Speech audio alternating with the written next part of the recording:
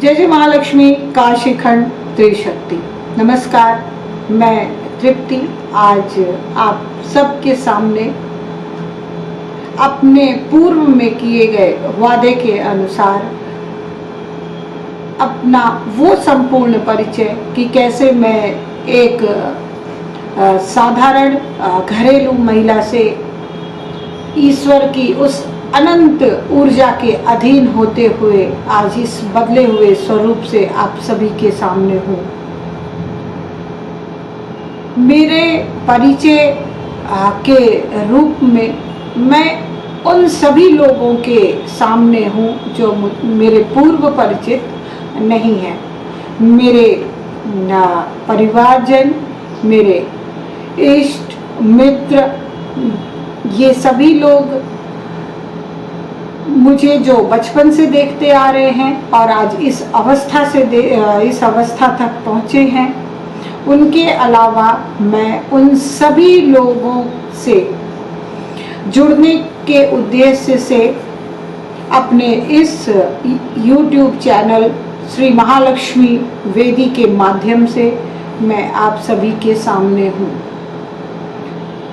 हम प्रतिदिन ईश्वर की आराधना से उनके नज़दीक होते हैं और उनके समक्ष हम उस बालक की तरह होते हैं जिस बालक के पास कुछ भी नहीं होता। इसी प्रक्रिया के तहत मैं देवी महालक्ष्मी काशीखंड में जिनका स्वरूप त्रिशक्ति के साथ स्थापित है, माँ महालक्ष्मी काशीखंड त्रिशक्ति के नाम से, उनके अधीन मात्र उनके दर्शन पूजन के माध्यम से उनके उस देवस्थली पर सामान्य जनों की तरह मेरा आना जाना हुआ था। माँ उनकी ऊर्जा से, उनके प्रताप से मैं उनके अधीन खुद को महसूस करते हुए प्रगाढ़ होते अपने आप को महसूस करने लगी। हम जब अपने ईश्वर के, अपने इष्ट के नज़दीक जाते हैं तो एक ऊर्जा की जो प्राप्ति होती है उसका अनुभव आप सभी को निश्चित तौर पर होगा। माँ के अधीन जाना, मुझे उस ऊर्जा की प्राप्ति की महसूस होना, ये प्रगाढ़ होता चला गया। कहते हैं कि जब कोई नजर नहीं आता तो सिर्फ ईश्वर ही नजर आता है। उसी सोच के साथ मैं माँ के अधीन होने के लिए माँ के मंदिर आना जाना शुरू हुआ और यूं कह लीजिए कि माँ के प्रति एक लगाव बढ़ता चला गया। माँ महालक्ष्मी सभी उनकी शरण में जाना चाहते हैं अपने सुख, ऐश्वर्य, समस्त भौतिक सुखों की प्राप्ति के लिए। निश्चित तौर पे जब हमारे जीवन में आर्थिक कठिनाइयाँ होती हैं तो माँ को ही याद किया जाता है। माँ है वो, और वो अपने बच्चों की कमी को पूर्ण करती ही करती हैं। कुछ समय बीतने के बाद एक अलग सी ऊर्जा महसूस होने लगी जिसका पता मुझे चलता भी था और नहीं भी चलता था। लगता था कुछ तो है, अलग सा कुछ हो रहा है। हमारे आसपास के लोग जब उन्होंने कहना शुरू किया कि परिवर्तन हो रहा है आपके व्यक्तित्व में, तो मैंने कहा कि हम जब ये सब माँ की कृपा है। समय बीतता चला गया, परेशानियां कुछ ऐसी थी कि कुछ ये लोगों ने कहा कि चलिए आप माँ के व्रत रखिए। माँ के वैभव लक्ष्मी रूप का मैंने व्रत करना शुरू किया। 4 या 5 व्रत करते करते स्वास्थ्य ठीक नहीं रहने लगा, तबीयत खराब हुई। मैं व्रत को अपने आगे नहीं ले जा पाई, जबकि पूरी तन्मयता के साथ मैं उनकी चरण में थी। मैंने माँ से कहा, माँ मैं आपकी आराधना महालक्ष्मी स्वरूप में करना चाहती हूँ। मेरी शारीरिक अवस्था ऐसी नहीं है कि मैं व्रत को करूं। मैंने उनसे क्षमा मांगी और तब मुझे ये मेरी अंतरात्मा से जैसे आवाज आती थी कि ये माँ है। मैं कभी भी आज तक पता नहीं क्यों मैं देवी रूप में आराधना तो करती हूँ, लेकिन जैसे एक लड़की होती है, वो अपनी माँ को सारी बातें बताती है, माँ ही उसकी सब कुछ होती हैं, ऐसे भाव मेरे में आने लगे कि वो माँ है, मैं उनसे सारी बातें कहूँ।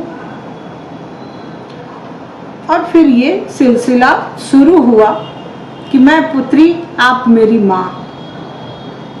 उस भगवती की परम कृपा, उन्होंने मेरे इस भाव को स्वीकार किया। वो माँ और मैं पुत्री। उस माँ की पुत्री का ये स्वरूप आज आपके सामने है।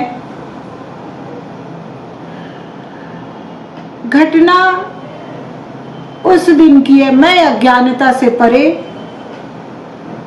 एक दिन मंदिर में पहुंची। माँ से बस एक मेरा 2 लाइन का मंत्र, नमस्तुते महामाये श्रीपीठे सुरपूजिते शंख चक्र गदा हस्ते महालक्ष्मी नमस्तुते, महालक्ष्मी नमस्तुते, महालक्ष्मी नमस्तुते। ये जो मंत्र है, मुझे इसके आगे कोई ज्ञान नहीं, ना ही मेरा कोई वैदिक गुरु, ना ही मैं किसी की शरण में मैंने किसी भी प्रकार की कोई शिक्षा ली। हमारे बड़े कुछ ज्ञानी लोग जिनसे मैं चर्चा परिचर्चा करती रहती थी कि मैं ये कर रही हूँ, ये क्या सही है, उनके आदेश के अनुसार उसमें कुछ फेरबदल करना होता था किसी पूजा पाठ में, तो वो करती थी। मैंने जैसे ही मंत्र पढ़ा, मैं उस घटना की व्याख्या नहीं कर सकती हूँ कि मेरे अंदर उस ऊर्जा का समावेश होना।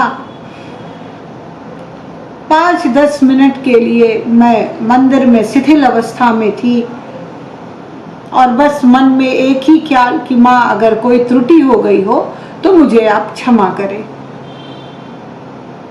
मन में विभिन्न तरीके के भाव आने लगे। मैं पूर्ण अज्ञानी, मुझे किसी भी प्रकार का ज्ञान नहीं कि ये माँ के आंचल का साया मुझे प्राप्त हो रहा है। तो फिर कुछ दिन बीतने के बाद मेरी समझ में उस समय तक नहीं आया था कि मेरे साथ उस दिन मंदिर में क्या हुआ। कुछ दिन बीतने के बाद जो परिवर्तन शुरू हुए कि उसका परिणाम आज सबके सामने है। मेरा कहना ये है कि हम अपनी जीवन के किसी भी अवस्था में रहें, अनेक कठिनाइयां आती हैं, अनेक दौर जीवन में चलता है जब हम भटकते हैं, और भटकने के दौरान विभिन्न ऐसे मार्ग पर चलते हैं जहां पर दिशा सही नहीं होती है। ऐसी स्थिति में अपने ऊपर पूर्ण संयम रखते हुए हम अपने इष्ट के चरण में अपने आप को समर्पित करें। हमारे वो ईश्वर वही सर्वकर्ता हैं, हमें हर उस स्थिति और परिस्थिति से बाहर लेकर के आते हैं जिनकी हमें आवश्यकता होती है। जरूरत है तो बस हम अपने पूर्ण मनोभाव से उनको भाव समर्पित करें, जिसका ईश्वर हम सभी मानव से उम्मीद करते हैं। उस भाव समर्पण में कहीं भी एक क्षण भी ऐसी अवस्था ना आए कि हमारे मन में किसी भी प्रकार का द्वेष हो, किसी भी प्रकार का लालच हो, किसी भी प्रकार की दुर्भावना हो। अगर हम मन की शुद्धता के उस अवस्था से ईश्वर के करीब होते हैं, निश्चित ही वो हमारे करीब होते हैं। तो हमें पूरी उम्मीद है कि आप सभी लोगों को ये समझ में आ गया होगा कि ईश्वर हमें क्या दे सकते हैं और वो क्या देना चाहते हैं। आप सभी का बहुत बहुत मंगलमय हो।